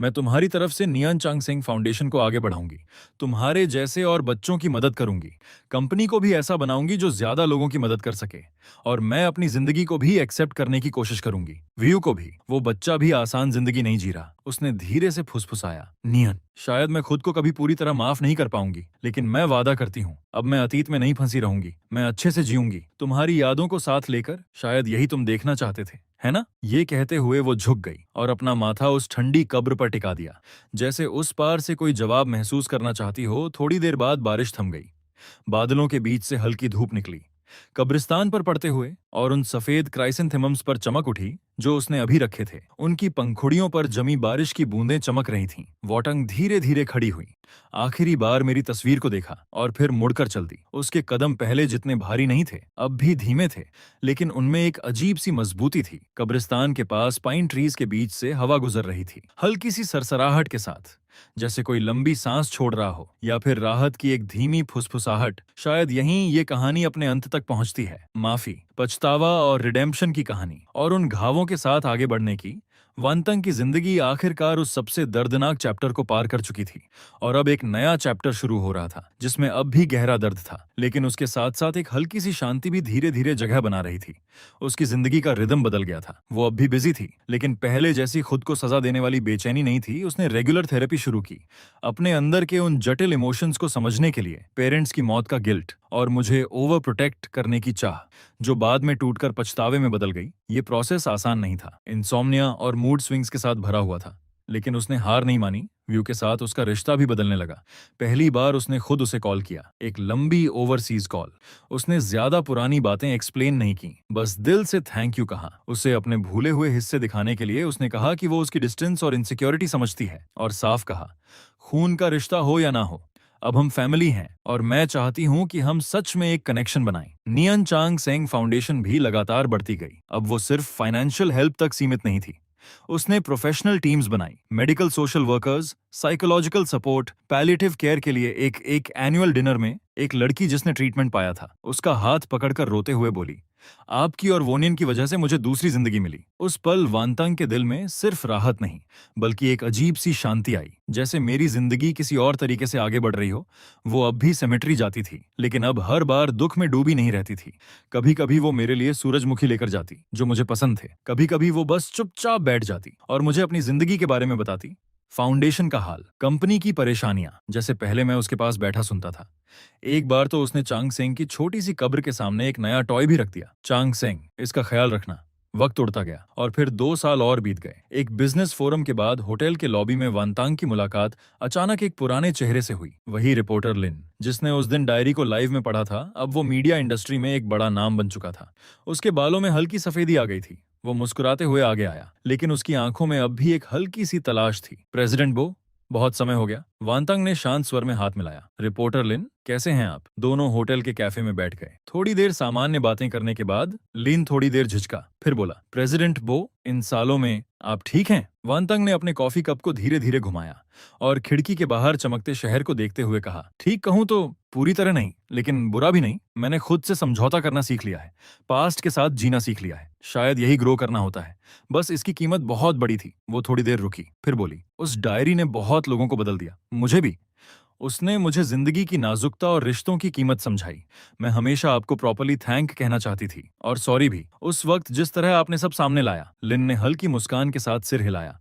मुझे थैंक आपको कहना चाहिए। आपने मुझे नियन नियन की आखिरी आवाज सुनाई। प्रोसेस दर्दनाक था, लेकिन अगर वो डायरी नहीं होती तो शायद आप हमेशा उस झूठ में जीती जो आपने खुद बनाया था, और वो उसके लिए अनफेयर होता। कुछ पल खामोशी रही, फिर लिन ने जैसे कोई फैसला लिया। उसने अपने बैग से एक हल्का सा पीला पड़ा एनवेलोप निकाला और वांटंग की तरफ बढ़ा दिया। वांटंग थोड़ी कंफ्यूज्ड हो गई। ये क्या है? लिन ने धीरे से कहा। ये उस समय डायरी के साथ मिला था। जब मैंने वोनान की चीजें अरेंज की थीं, तब मुझे लगा ये देने का सही समय नहीं है, इसलिए मैंने इसे अपने पास रखा। लेकिन अब मुझे लगता है ये आपको मिलना चाहिए। वांतंग का दिल एक पल के लिए रुक गया। उसने धीरे से एनवेलोप खोला।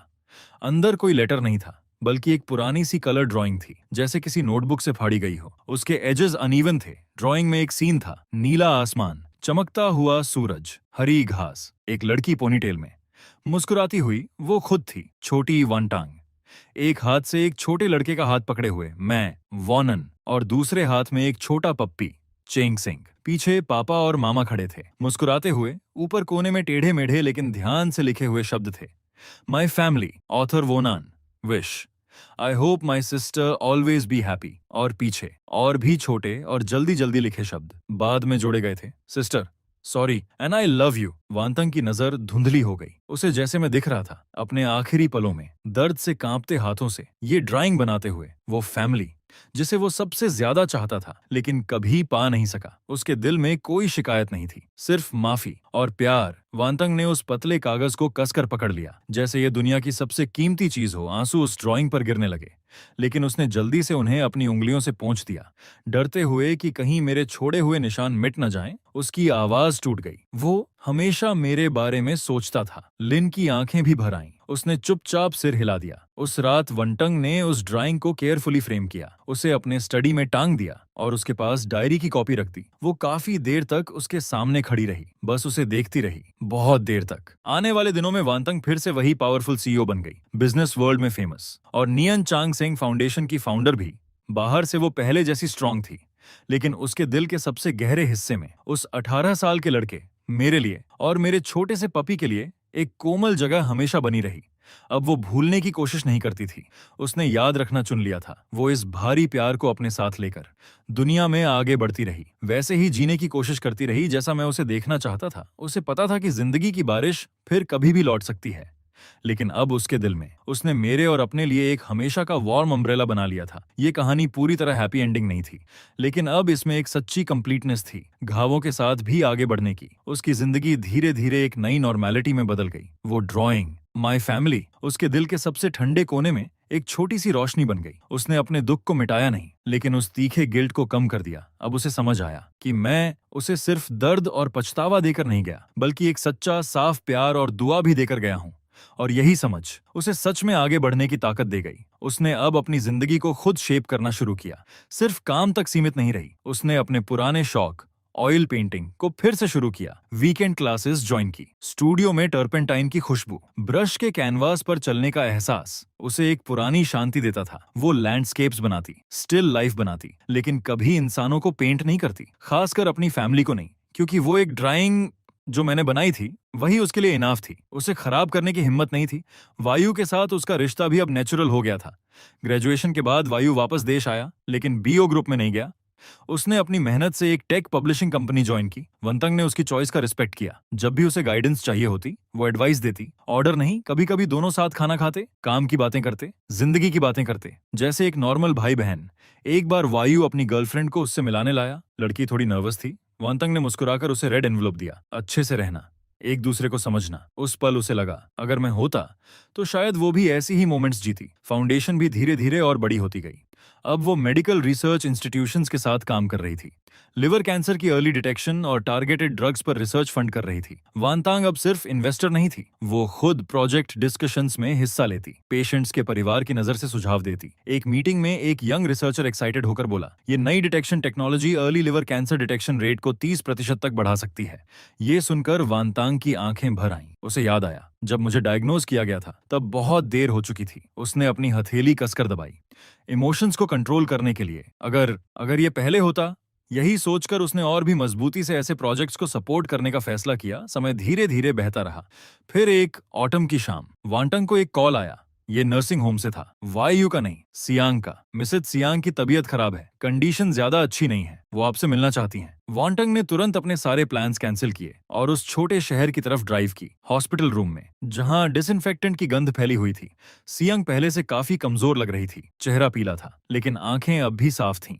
उसने हल्की मुस्कान के साथ कहा, प्रेसिडेंट वो आप आ गईं। वांतंग उसके पास बैठ गई, उसका हाथ पकड़ लिया। मुझे प्रेसिडेंट मत कहो, बस वांतंग कहो। सियांग ने हल्का सा सिर हिलाया, सांस लेते हुए बोली, आदत हो गई है और आप प्रेसिडेंट ही हैं। वो, मेरे पास ज्यादा समय नहीं है, एक बात है जो मैं आपको बताना चाहती हूँ। वंटंग के दिल में एक अजीब सा एहसास उठा। बताइए। सियांग की नजर कहीं दूर चली गई, जैसे वो यादों में खो गई हो। नियन के जाने से पहले उसने तुम्हारे लिए एक मैसेज छोड़ा था, डायरी में नहीं लिखा। उस दिन उसकी हालत बहुत खराब थी, बहुत दर्द में था। उसने मेरा हाथ पकड़ा और कहा, सिस्टर सियांग, अगर मेरी सिस्टर को कभी पता चले तो उससे कहना। शंग थोड़ी देर रुकी, उसकी सांसें तेज हो रही थीं। वंतंग ने जल्दी से उसे पानी देना चाहा, लेकिन उसने हाथ से इशारा करके मना कर दिया और बोलती रही। उसने कहा था, अपनी सिस्टर से कहना कि वो ज्यादा देर तक दुखी ना रहे, किसी को ढूंढे जो उसका साथ दे, पापा मामा की तरह अकेली ना रह जाए, और हर दिन गरम नरम खाना खाए। उसकी आवाज धीरे धीरे कमजोर होती गई।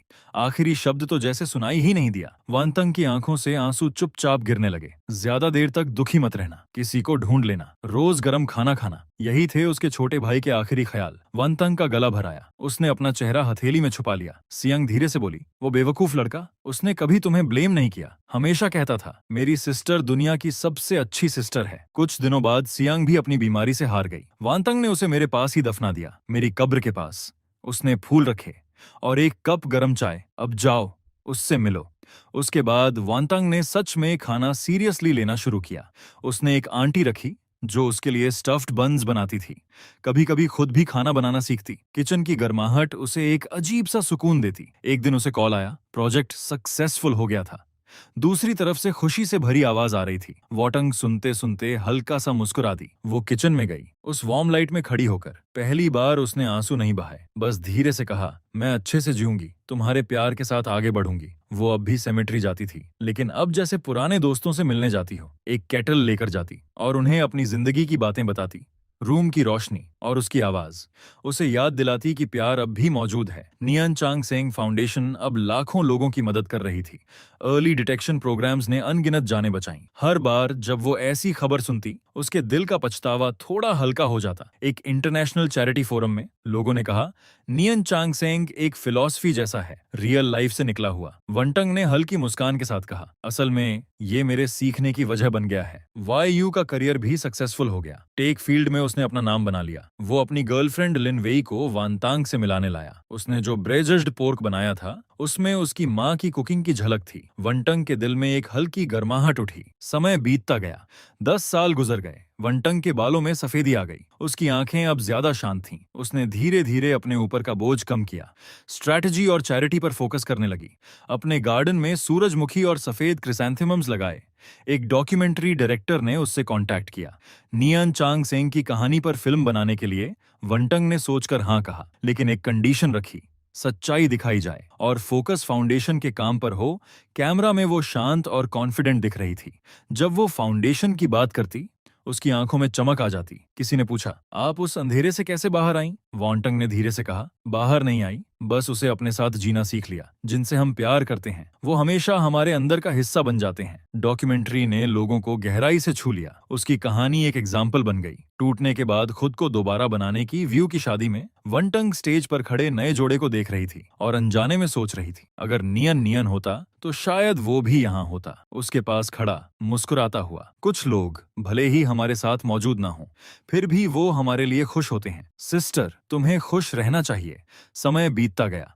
वॉन्टंग अब दादी बन चुकी थी। अपनी छोटी सी ग्रैंडडॉटर नियनीन को गोद में लिए उस बच्ची की आंखें बिल्कुल वैसी ही थीं जैसी मेरी थीं। वो उसे स्ट्रोलर में बैठाकर सूरजमुखी के बीच टहलाती। देखो, ये तुम्हारे दादा और चांगसेंग हैं। वो तुमसे बहुत प्यार करते हैं। जब नियनीन 3 साल की हुई उसने साफ साफ कहा, दादी, और उस एक शब्द ने वांतांग के दिल में कुछ हल्का सा जगा दिया। वो उसके साथ समय बिताने लगी, उसे फेयरी टेल्स सुनाती, लेकिन कभी मेरा नाम नहीं लेती। शायद वो दर्द अब भी गहरा था। वांटंग इंडस्ट्री में एक रोल मॉडल बन गई। उसने सब देखा था, अंधेरी रातें, टूटना और फिर खुद को जोड़ना। धीरे धीरे उसने पीछे हटना शुरू किया। अपने गार्डन का ख्याल रखना, फूलों को खिलते और मुरझाते देखना।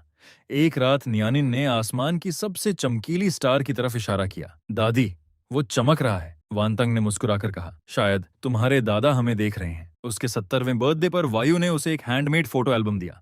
पहली पेज पर लिखा था, माई फैमिली मूवी। न्यानिन ने अपने छोटे छोटे हाथों से लिखा था, परदादा, परदादी, दादा चांगसेंग और हम। आखिरी पेजेस खाली थे और व्यू ने कहा, बाकी हम आगे भरेंगे साथ में। वांतंग ने उस फोटो को हल्के से छुआ। उसकी आंखें नम हो गईं, लेकिन उसके होंठों पर एक सुकून भरी मुस्कान थी।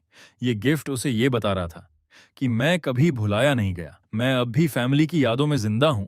उसने मेरी पुरानी चीजें अरेंज की, लेबल्स लगाकर, ताकि नियानिन जान सके उसकी फैमिली कहां से आई है। और आखिर में वांतंग, जिसने अपनी पूरी जिंदगी चैरिटी और दूसरों की मदद में लगा दी, उसने अपनी बुढ़ापे की जिंदगी शांति से बिताई। अपने आखिरी पल में उसने धीरे से कहा, पापा, मामा, नियन, तुम मुझे लेने आए हो। सॉरी, मैं तुम्हारा ख्याल नहीं रख पाई। उसकी आंखों से आंसू बह रहे थे, जैसे एक बच्ची रो रही हो। लेकिन जब उसने आखिरी सांस ली, उसके चेहरे पर एक शांत, संतुष्ट और मासूम सी मुस्कान थी, जैसे आखिरकार उसे सुकून मिल गया हो।